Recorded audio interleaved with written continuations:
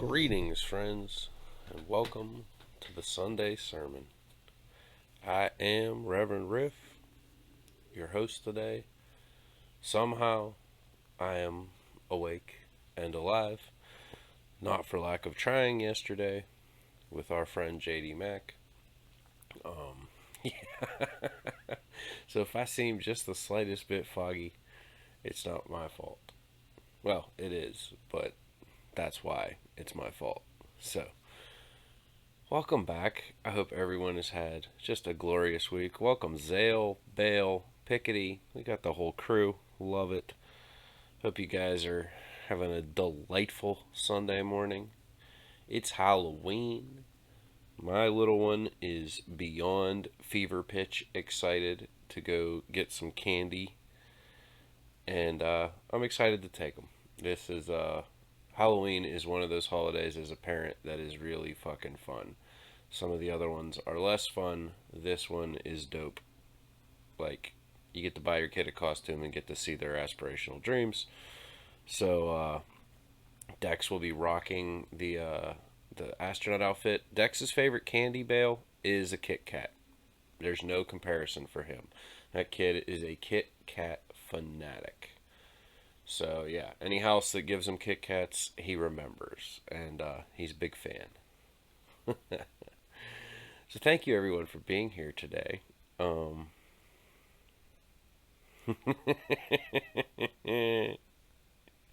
Batman, Red Power Ranger, Cowboy. Those are good ones. Declan has done Superman, um, train conductor.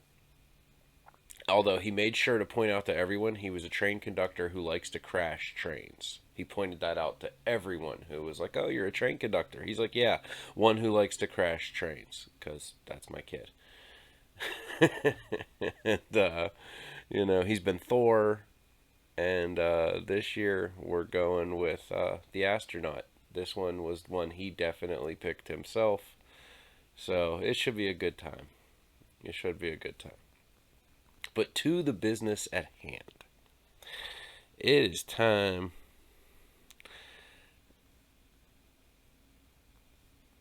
Oh man. It is so the business at hand. Well, last week we kicked off our Hall of Heretic Heroes, kind of the Hall of Fame for heretics, and we inducted Giordano Bruno, the GB, the one, the only. Dude is awesome. This week we're going to induct a guy that I would say, in a roundabout way, is more famous. Only in that every dumbass you've ever met in your life has misquoted this guy's, like, the thing that's attached to this guy's name. I can't even say it's his because there's no proof that he invented this tactic. He just, plotless. What's up? Yeah, we got some heresy coming in hot. And yeah, this guy, he used this thought exercise to incredible success, and nobody thinks he invented it unless you're an idiot. But his name got attached to it, and I assure you that every dumbass you've ever met in your life has at one point attempted to employ this type of logical thought while completely not understanding what they were talking about. So, without further ado, let's head to the Hall of Heretic Heroes here with Reverend Riff. Who is today's induction, I ask you? William of Ockham. That's right. You've ever heard some idiot try to tell you about Occam's razor? Some ass clown who absolutely did not understand Occam's razor? But yeah, William of Ockham. He is our second induction into the Hall of Heretic Heroes. What got him in here? Yeah, when logic is your guiding principle, you will find yourself fighting with the Catholic Church almost immediately. There's just no way around it. The Catholic Church, not fans of logic. Kirk Cummings. Welcome to the party, pal. If you're not following Kirk Cummings, you damn sure should be. Oh, man. The Catholic Church, William of Ockham, it's about to get spicy. Let's dive in. He was born in 1285 in the United Kingdom, and he died about 80 years, 70 years later, whatever, in Munich. Made it to Munich, Germany. He didn't want to die in Munich, Germany. He kind of had to die in Munich, Germany, because they were the only people willing to not burn him at the stake. But how did we get there? Let's dive in. Studied at Oxford, and despite going there for 12 years, never actually graduated. He was studying, I don't know what you do at college for 12 years other than Kenny Pickett at Pitt and not get a doctorate, but yeah, that's what William of Ockham did. His early recognition, this guy wrote a lot of books, and not as many original books as he loved to write commentaries on other books. And his commentaries were often looked at as, really insightful because he asked questions in a different way. And logic was paramount to this guy's way of doing things. And so he constantly asked, the logic questions. Does this make sense? Does this add up? Why would you say this? What is the alternative to saying this? Peter Lombard was a famous theologian at the time who had written about 100 years before William of Ockham hit the scene. And he had written a book called The Sentences. And it pretty much was guiding a lot of theological thought at the time. And William of Ockham, while not dumping on it, definitely thought that there were some issues with it. And this was step one to pissing off the church, is he stepped in and said, I don't know that this is necessarily right. That never goes over well with the Catholic Church, as we've learned. I love this line of reasoning that he held here. He believed that logic and reason were able to explain everything that you encounter in your daily life, everything that's around you, the world itself, all of that stuff. William of Ockham was like, yeah, no, total fair dinkum, logic can explain that. But believing in God is not a logical thing. It is something that you feel compelled to do. And it's something that you can't, science will tell you that God doesn't exist. And he was okay with that. William of Ockham's whole thing was that, if you want to believe in God, but understand that nothing is going to prove that you're right. That is a belief, and that it requires faith.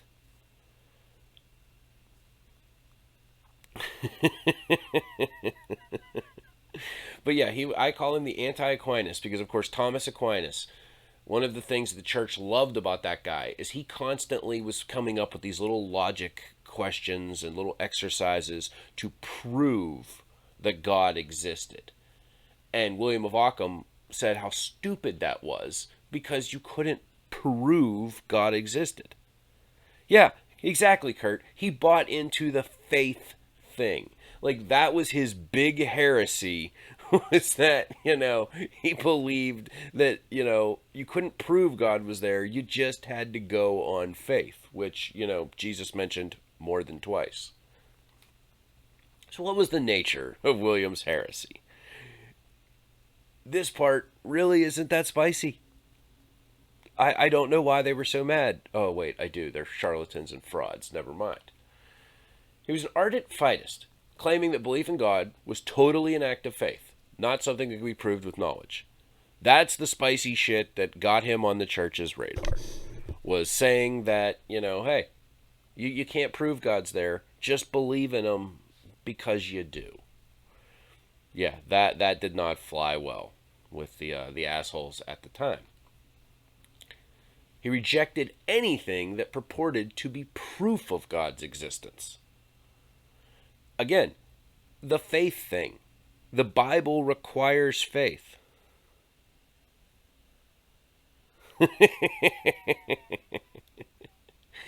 The Bible clearly requires faith. And that was a big thing for him. That if God could be proven real, what do you need faith for? And to him, faith was an absolutely essential part of religion. So the idea that you could, just figure, you could prove it and then you don't need faith anymore, it destroyed one of the core tenets of the faith. Again, this guy seems like the one who gets it, and the church seems like they're wrong, but, when has that stopped them? His divine command theory. This was a really interesting theory that the church really, really fucking hated. I mean, really hated this theory. They were not pleased. Pretty anti-faith, I agree. Now, the divine command theory goes as such that, for example, think of kindness. We think of kindness as a good thing. And so therefore would say God loves kindness because it's a good thing. Not how William of Ockham saw it. William of Ockham saw it that God commands kindness, and therefore that's what makes kindness good. And in his somewhat insane worldview, if God commands you to do something that seems awful, it's still okay, and it's still a good thing because God commanded it. This seems like it would be right up the church's alley, right? I mean, he basically just justified every genocide the church ever committed, all of that shit, by saying, hey, if God told you to do it, then that's what's good. Not that what is good is what God tells you to do. But yet, for some reason, the church was not vibing on William's theory here. This one really didn't go over well. As you know, at the time, most science was done by monks. The church often was using science as a way to try to prove God existed. And again, as we just talked about, that did not fly for William of Ockham. He hated that idea. And further, he went as far as to say theology was not a science. That theology was, based on faith, and that you couldn't use scientific methods to understand theology. Theology was all rhetorical, and it was thought exercises, it was logic exercises, it was extrapolating what meaning you could from ancient text. It was not a science. You're not wrong, Kurt. You're not wrong. And he taught that the Trinity was a logical contradiction, and further proved his point that rational thought has no place in religion. This was one that really set the wheels turning, so let's take a second on it. We all know what the Trinity is. At this point, if you're here for season 3, you know what the Trinity is. God the Father, God the Son, God the Holy Spirit. They're 3 in 1. It doesn't make any sense. William at Ockham seems like the only fucking rational person here to say these 3 guys being one doesn't make any sense. Well, William of Ockham said that, yeah. Praise hail and praise Dale. William of Ockham said this is nonsense. Because he said if God's the Father, and God is all, and Jesus is the Son, but he's also God, but he's not the God, that doesn't make any sense. Dale, I mean, he's number 3. I'm just going to put that out there. But yeah, he goes, so God could have created Jesus. That totally made sense to him. And Jesus could be a God, but he's not the God. And he can't be the same as the God who created him. And Jesus or God could have created the Holy Spirit, but he can't be the same as them, because then he wouldn't be the Holy Spirit, he would be them. Again, it's fairly logical what William was saying here, which is why they don't like it. We've now got the Dale Earnhardt Trinity. I fucking love you guys. But yeah, so it was a simple logic problem for him. You can't be the Father and the Son at the same time. You have to be one or the other. And that was all he was saying, was that it didn't check out, and that you had to inject just a little bit of logic into that problem.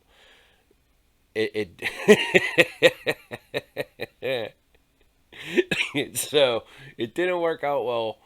The Catholic Church was a bit cheesed off with our boy here. They were not happy.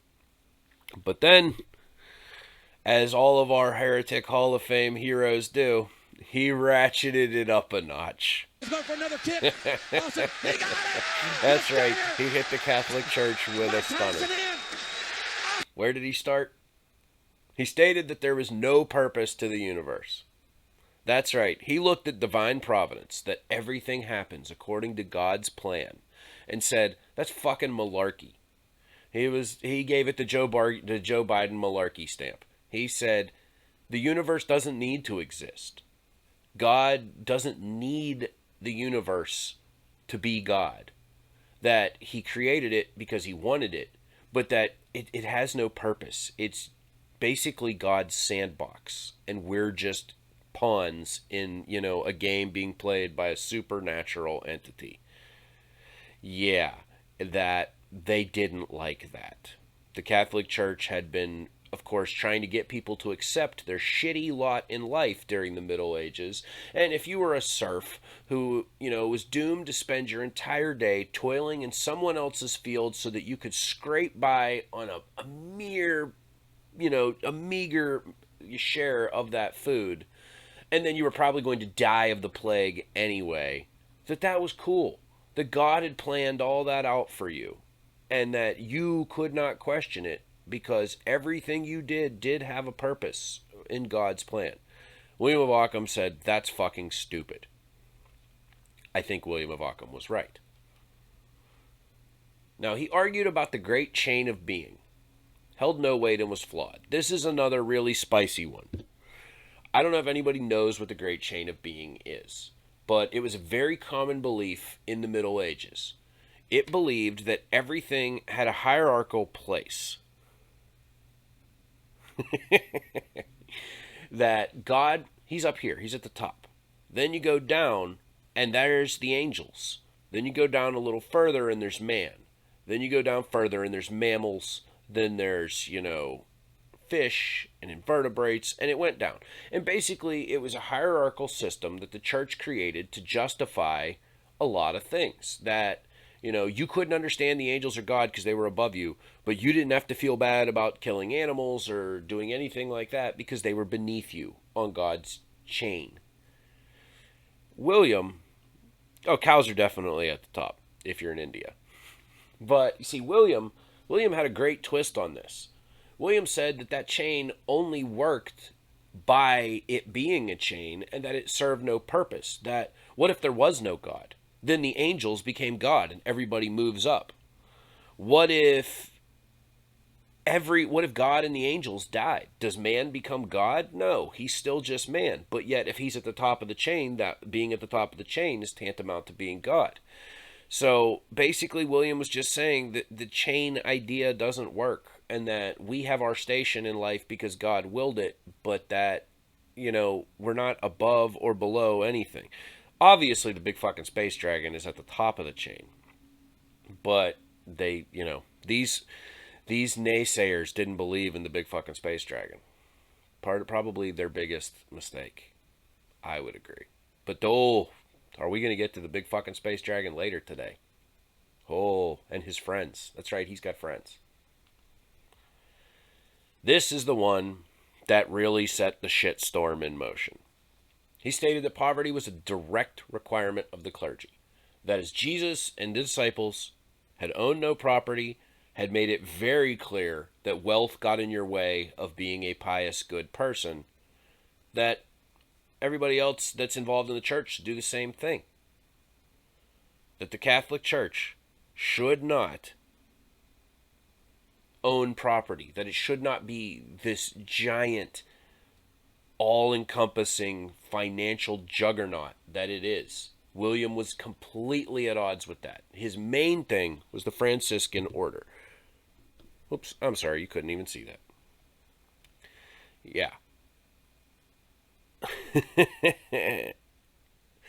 So, you see, the way it worked was William was a Franciscan, and the Pope at the time declared that, okay, fine, the Franciscans, yeah, they can't own property, it's cool, but the church will own all the property, and anything that's given to the Franciscans will just become property of the church. And that the church would decide how it was dispersed. The Franciscans said, no, if people give us stuff, we're going to turn around and give it to the poor directly because that's what you're supposed to do. And the church said, no, the church owns it because you're wards of the church. So if people give you stuff, you own it. William weighed in. Oh, yeah. The Nazi Pope. We're going to talk about him at some point. Believe me. So William said, no, that doesn't work. The church is an extension of the order of the Franciscans. We're part of the church. So if the church owns the property, we still, in fact, own the property. And since we can't own the property, the church shouldn't own it either. Give it away. Give away the money. Give it all away to the poor. That's not what the church is about. And as we all know, the Catholic Church is definitely about being rich, is definitely about owning property and land and just this. So this right here, he basically called them out, and they did not appreciate that. They did not appreciate it at all. He was one of the first champions of separation of church and state. This is the real kicker as to why he's in our Hall of Fame. He believed it was a simple division of the ideal and the real. God wanted the church to focus on matters of the soul, that the church should not be involved in government in any way, shape, or form. Again, as we talked about last week, this is during a time period when the church was wielding enormous power. We're just a few short years from the church invalidating a monarch and saying that God had taken away this person's divine right to rule and that it was the duty of Christians to rise up and overthrow this person. That is the time frame that we're in here. And this, you got this guy, one of the most popular thinkers of his time, saying, yeah, we shouldn't be meddling in that. That's not for us. We should be worried about, feeding the sick and, taking care of the poor. What else are you going to do, right? But yeah, these two right there, by him saying the church should stay out of politics and that the church should not be amassing huge amounts of wealth, that put him on a collision course with the Pope himself. So how'd that work out for him, you might ask? He was forbidden from publishing any of his teachings on political theory, although they were quite popular on the underground philosophy circuit. And yes, there was an underground philosophy circuit. That's one of the dopest things I've ever said. It's fucking great. That is why we still have some of his writings today, because the church forbid him from publishing them, and like a boss, he published them anyway and circulated them on the underground like we trade tapes of shitty bands. He was formally reprimanded for his teachings and fined, and told to seek absolution through prayer and fasting. Really, that's kind of like, he got off kind of easy there at first. But, of course, William continued to poke the bear. That's right. One of my favorite things about this guy, he straight up wrote a letter to the Pope and said, you're a fucking heretic. He called the Pope a heretic. I'm a heretic, you're a heretic. William of Ockham. That happened.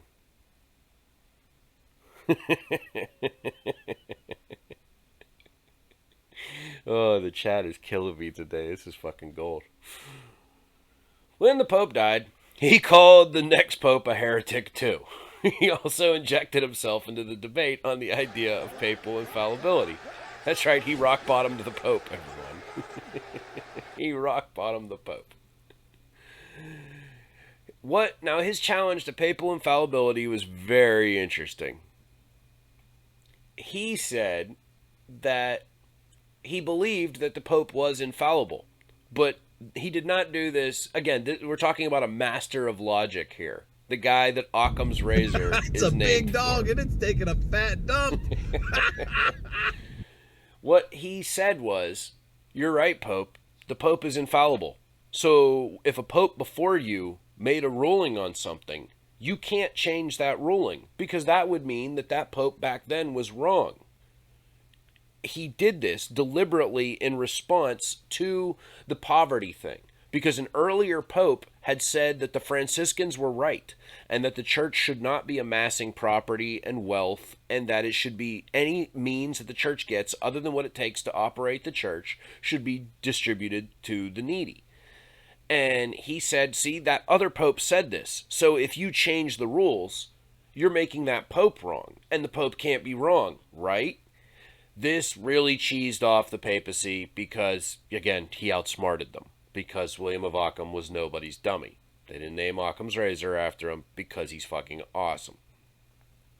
This guy didn't give a fuck. So he was excommunicated, and they demanded that he stand trial for heresy. William was no dummy, and he got the fuck out of Italy real fast.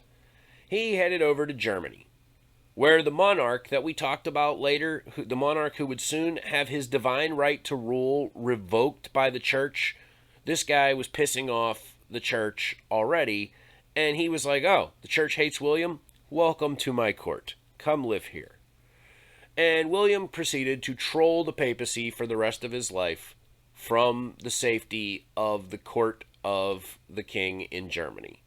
So, I mean, talk about a boss. This guy actually was a heretic, called the Pope a heretic. That Pope died. He called the next Pope a heretic, and maintained the ability to do this without getting himself burned at the stake because he had friends in high places.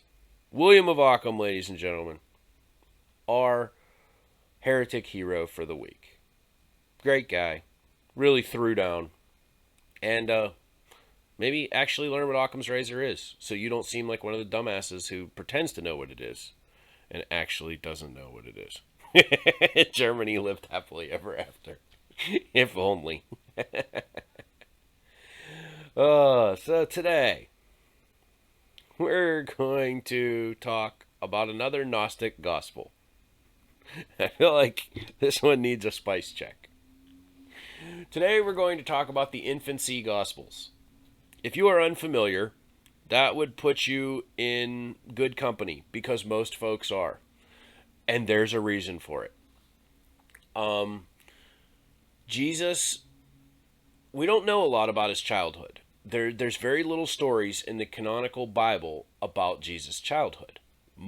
It's kind of like Jesus is born, they flee to Egypt, and all of a sudden Jesus is 33 years old and goes on a tear with his ministry, then gets crucified, comes back to life, tells everybody to not be dickheads, goes back to, heaven, and everybody proceeds to be dickheads. That's the story we know.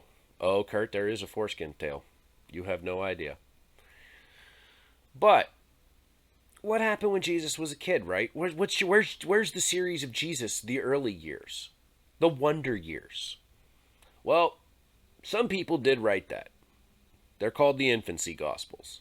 The church banned that shit real fast. Why? Because apparently Jesus was a fucking asshole as a child. There's no other way to put it. If you take these texts at face value, Jesus was a fucking monster.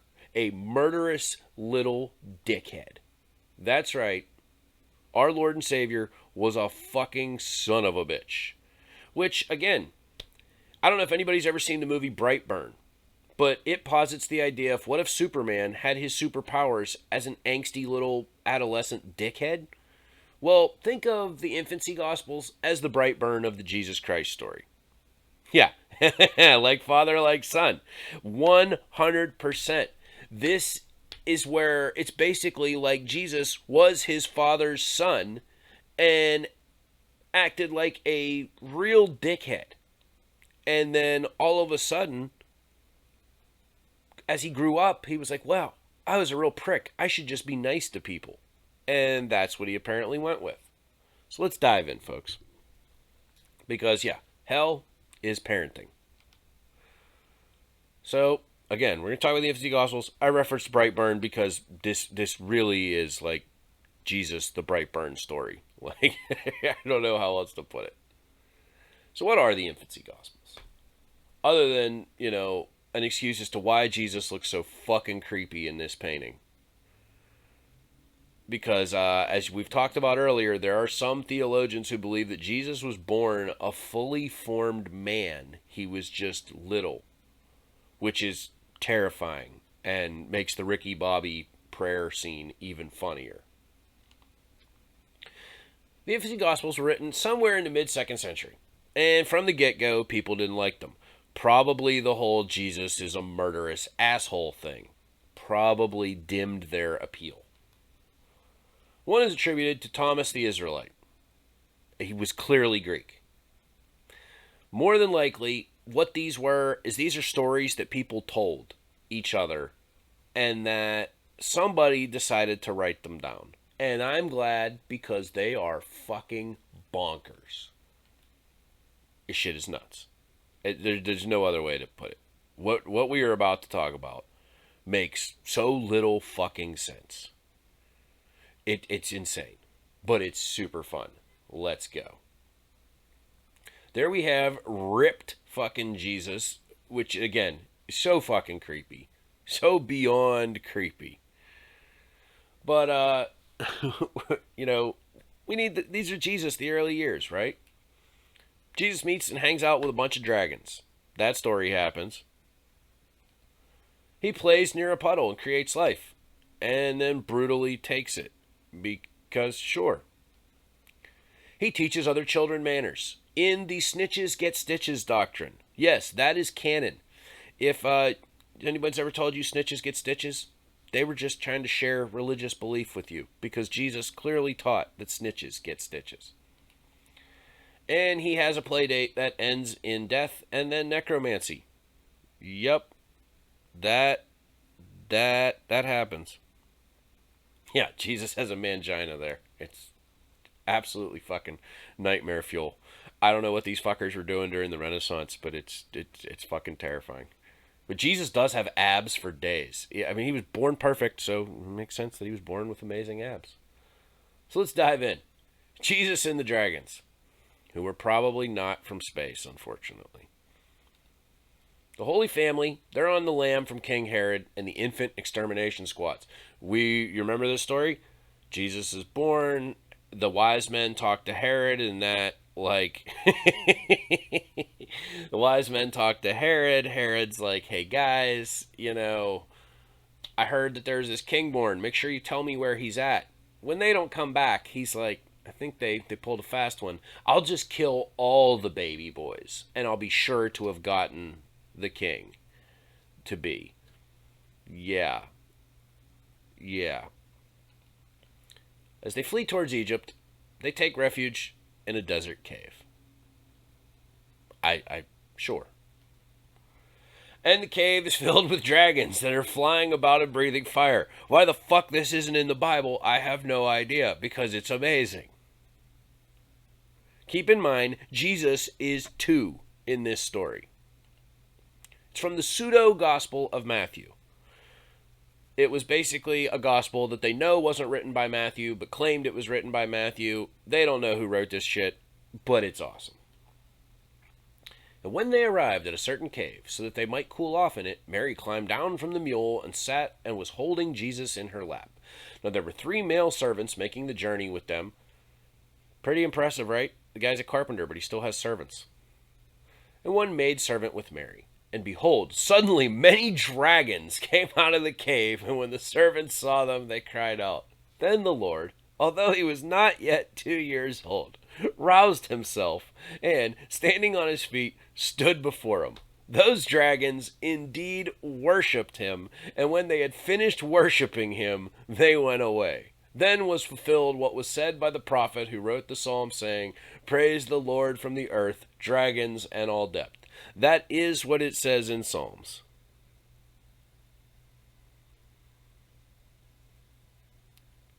Aw, bigfollows.com.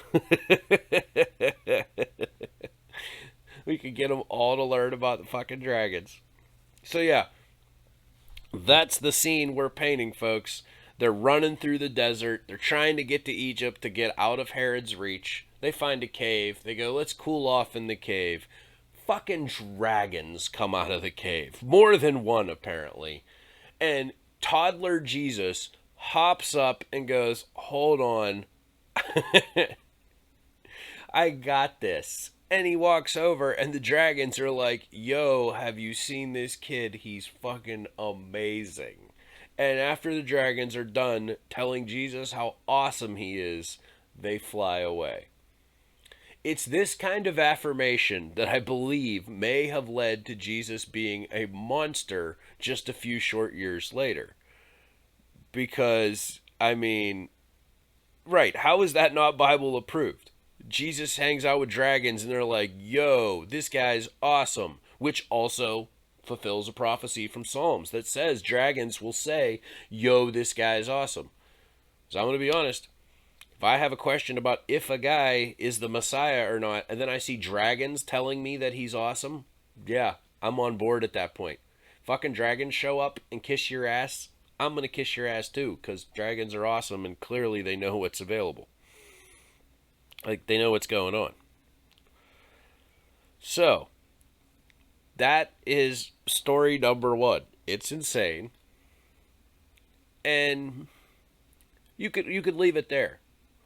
But another thing happens in that cave. There's a different cave. I'm sorry, I take that back. There's a different cave.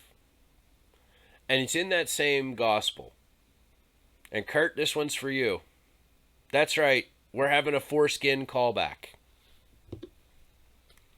In that same pseudo-gospel of Matthew, they talk about a very special time in a little Jesus' life. The time of his circumcision.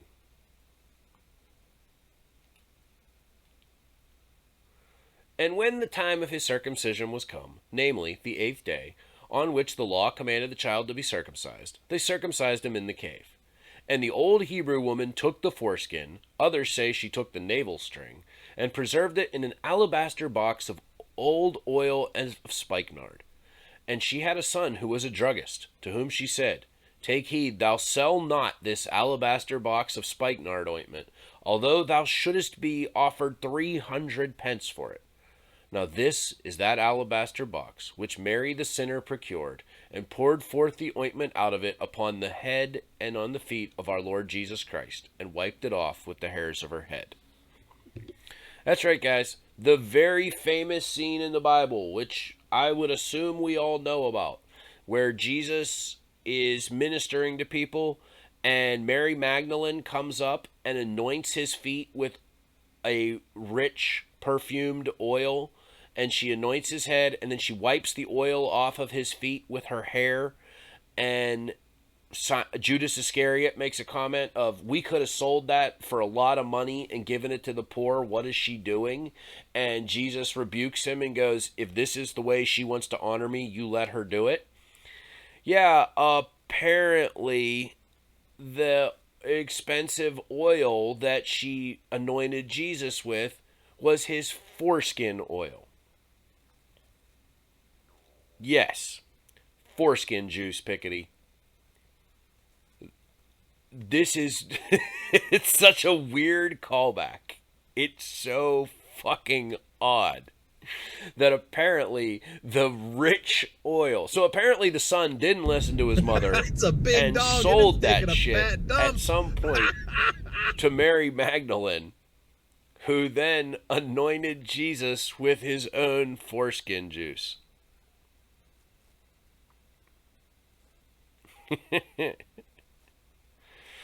Like, that has nothing to do with what we're talking about today, but I couldn't miss that callback. It's just too good. So now, let's move on. Let's move on to Jesus, sparrows, and a snitch. In this story, Jesus is playing by a small brook and diverted some of the water to form a puddle. Kids do things like this. Your engine will run super clean. An interesting thing to note in this story is that it tracks with later instances of Jesus ignoring the Sabbath when it suited him. Of course, this was a running beef between Jesus and the Pharisees, was that Jesus would perform miracles on the Sabbath. He would heal the blind, whatever. He did that shit on the Sabbath.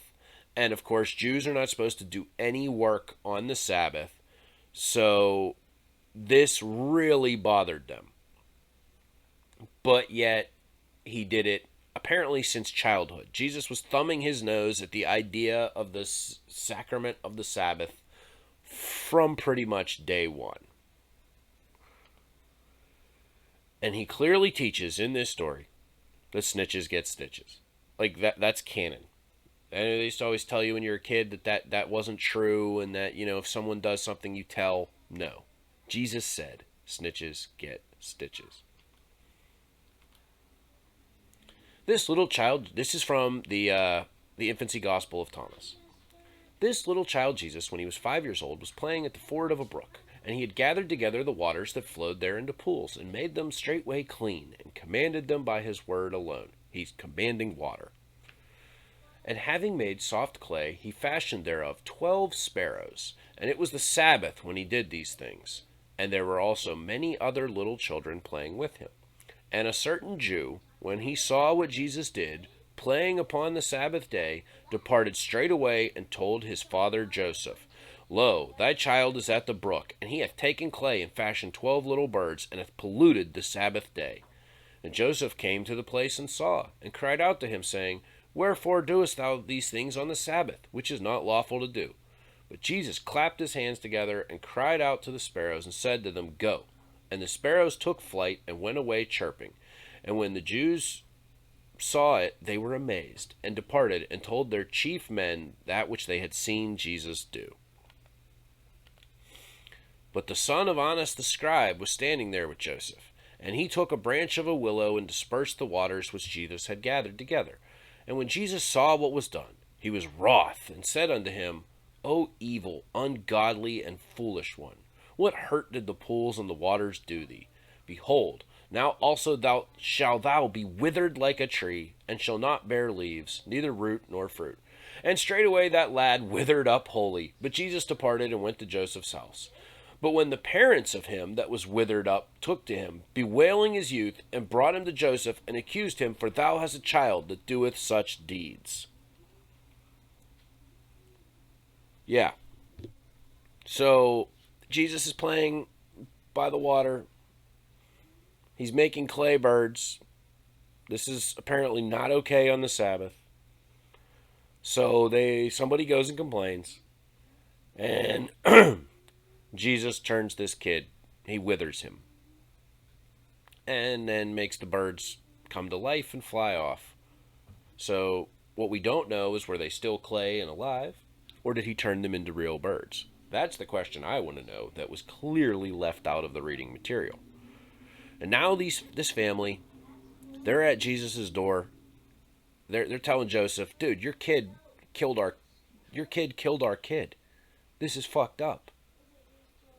That does not sit well with Jesus. At all.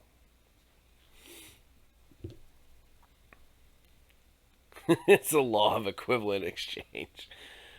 So then buff Jesus, he's had enough. He continues his reign of terror almost immediately following the sparrows story. And his carnage is very passive-aggressive in nature. Way more big fucking space dragon energy than of friendly, loving Jesus energy that we think of today. Because he's not here to deal with your shit. That is what we really know about this Jesus. And after that, he went through the village, and a child ran and dashed against his shoulder. Someone bumped into Jesus, as, happens in crowded places. And Jesus was provoked, and said unto him, Thou shalt not finish thy course. Literally saying, you will not go all the way. And immediately he fell down and died. But certain, when they saw what was done, said, Whence was this child born? For every word of his is an accomplished work. Every time Jesus said something, it happened. And the parents of him that was dead came unto Joseph, and blamed him, saying, Thou hast such a child, canst not dwell with us in the village. Or do thou teach him to bless and not to curse, for he slayeth our children. And Joseph called the young child apart, and admonished him, saying, Wherefore dost thou such things, that these suffer and hate us and persecute us? But Jesus said, I know that these words are not thine. Nevertheless, for thy sake I will hold my peace. But they shall bear their punishment. And straightway they that accused him were smitten with blindness. Yes, Jesus killed a child for bumping into him. When the parents went to Joseph and said, Your son killed our fucking kid. Joseph went to Jesus and said, hey, WTF? And Jesus' response was, I know it's not you that's mad at me. They've clearly worked you against me. Don't worry, they're blind now. Jesus has a bit of a God complex. Yeah, it's almost like unfathomable power is a bad thing to have in a young child's hands. Maybe. And they that saw it were sore afraid and perplexed, and said concerning him that every word which he spake, whether it were good or bad, was a deed, and became a marvel. And when he saw what Jesus had done, Joseph arose and took him by his ear and wrung it sore. Are you envisioning this? Joseph snatching the infinitely powerful Jesus up by the ear. I don't know how Joseph sits down with testicles that big. And the young child was wroth, and said unto him, it sufficeth them to seek and not to find. And verily thou hast done unwisely. Knowest not that I am thine? Vex me not. I don't know about you, but that sounds absolutely terrifying, considering everything that you've seen this kid did. But kudos to Joseph. Despite his child being an immortal, maniac, he still snatched that kid up by the ear and was like, dude, I will fuck you up. And Jesus did not appreciate that, but, that's where we are. So good on Joseph. He's trying to parent this literal holy terror of a child. Which takes us to our next story. Yeah. If Dex ever says, vex me not, I'm going to smack the taste out of his mouth. Yeah, well, see, actually, Kurt, if you look at what he said there, he said, I am yours. He said, do you not know that I'm yours? Basically kind of trying to play on Joseph's, emotions there. Like, hey, I'm your son. I should get to wantonly murder people and you should put up with it because, hey, I didn't murder you. That, of course, takes us to Law and Order Parapet Division. And for just a moment, I have to ask if anybody gets the photo there. Does anybody get why I used that photo here? I don't expect anyone to, but I'm holding out hope that maybe somebody gets the reference. I'm going to give it a second. I'm going to have a drink of my water because I need it.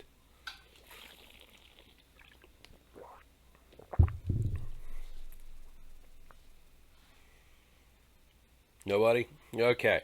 That photo is there because that is from my favorite episode of The Twilight Zone. That is the young boy, Anthony, who has the ability that anything he says happens.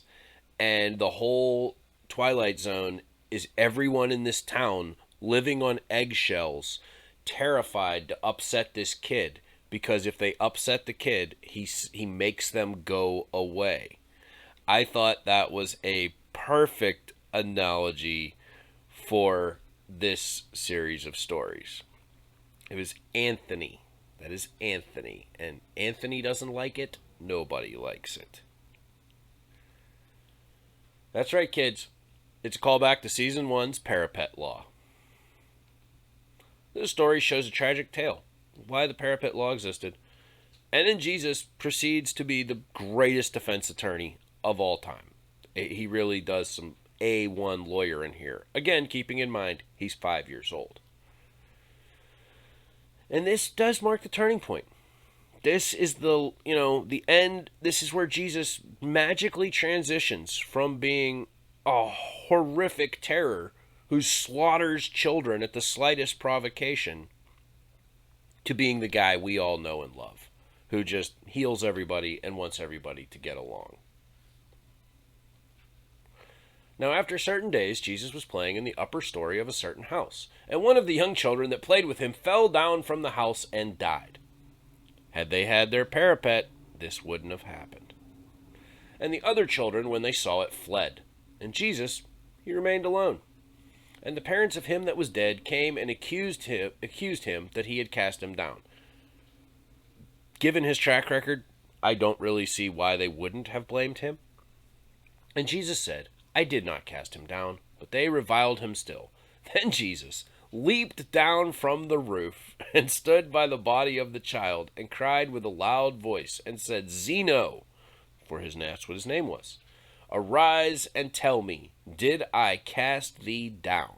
And straightway he arose and said, Nay, Lord, thou didst not cast me down, but didst raise me up. And when they saw it, they were amazed. And the parents of the child glorified God for the sign which had come to pass, and worshipped Jesus.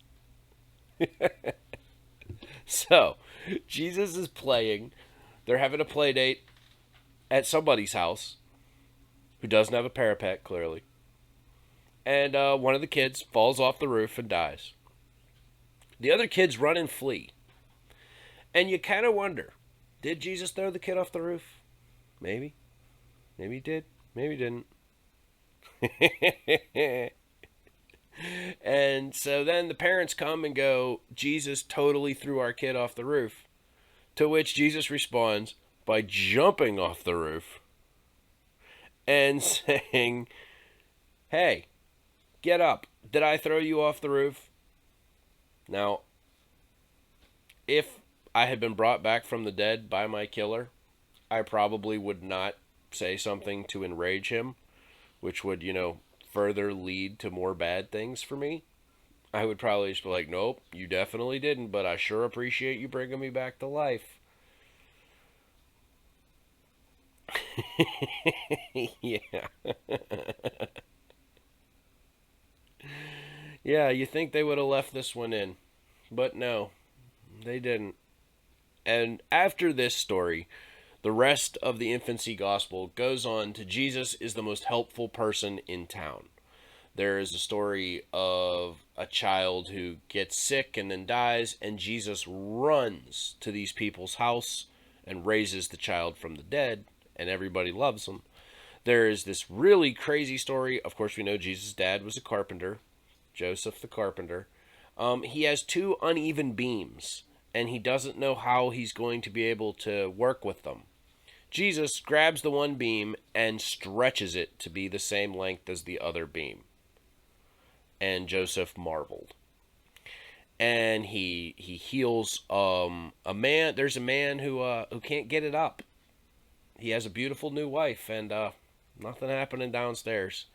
And Jesus takes care of that for him. Jesus gives him the holy Viagra, and that guy, he's pretty pleased. And he goes and tells everybody that Jesus fixed his junk. And the rest of the book just pretty much goes on like that. Young Jesus running amok, helping out people. What's up, bud? What are you doing? I'm doing the Sunday sermon. Do you want to come say hi to everybody? No, thank you. Okay. And yeah. So, and it's funny because it literally just flips like a switch there. It literally just flips like a switch. Bale says hello. You want to come say hi to Bale? No, thank you. He says no thank you. He's feeling shy this morning. But yeah, he just all of a sudden he stops killing people and instead just starts helping people. And there's no reason given. It makes no sense. He just stops killing people. And maybe it was the holy ear ringing. Like, did Joseph save the entire world by snatching Jesus up by his ear?